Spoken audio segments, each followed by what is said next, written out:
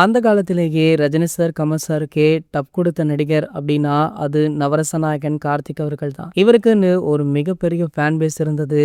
இவருடைய படங்கள் அப்போதே திரையரங்குகள்ல 200, 300 நாட்கள் எல்லாம் ஓடிய கதையுண்டு. ஸோ அந்த அளவிற்கு உச்சத்துல இருந்த நவரச நாயகன் கார்த்திக் அவர்கள் அதன் பின்னர் மது போதையால தன்னுடைய சினிமா கெரியரை தானே அழித்துக் கொண்டார் அப்படின்னே சொல்லலாம். அதன் பிறகு பாத்தீங்கன்னா இவருடைய உடல்நிலையும் சற்று மோசமாயிற்று. ஒரு சில ஆண்டுகள் சினிமா படங்கள் நடிப்பதை நிறுத்திட்டார்.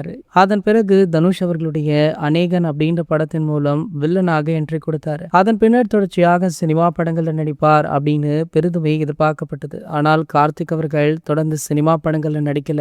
மீண்டுமே அவருடைய உடல்நிலை சற்று மோசமானதால இடைவெளி விட்டு ஒரு சில படங்கள்ல மட்டுமே நடிச்சிட்டு இருந்தாரு. இந்த நிலையில சமீபத்தில் நடைபெற்ற தமிழக சட்டமன்ற தேர்தல்ல ஒரு சில கட்சிகளுக்காக பிரச்சாரத்துல ஈடுபட்டிருந்த கார்த்திக் அவர்கள் பாட்டு பாடி வாக்குகளை சேகரித்தாரு. இதனை பார்த்த கார்த்திக் ரசிகர்களோ ஆகா ஓகோன்னு புகழ்ந்து தள்ளிட்டும் இருந்தாங்க. சோ மீண்டுமே கண்டிப்பாக நடிக்க வருவார் அப்படின்னு பெரிதுமே எதிர்பார்க்கப்பட்ட நிலையில தற்போதுமே கார்த்தி அவர்களுக்கு உடல்நிலை மோசமாயிற்றா. ஆகையால பிரபலங்கள் ரசிகர்கள் அப்படின்னு பலருமே இவர் சீக்கிரம் உடல்நலத்துடன் வீடு திரும்ப வேண்டும் அப்படின்னு பிரார்த்தனை பண்ணிட்டுமே இருக்காங்க. இந்த நிலையில பாத்தீங்கன்னா தமிழக முதல்வரான தளபதி விஜய் அவர்கள் தொலைபேசி மூலம் தொடர்பு கொண்டு கார்த்திக் அவர்களை நலம் விசாரித்திருக்காரா. கூடிய விரைவிலேயே நேரில் சென்று பார்க்க உள்ளார் அப்படின்ற செய்தி தற்போது வைரலுமே ஆகிட்டு இருக்கு. இது போன்ற செய்திகளை பத்தி நீங்க உடனே தெரிஞ்சுக்க நம்மளுடைய சேனலை மறக்காம சப்ஸ்கிரைப் பண்ணிக்கோங்க.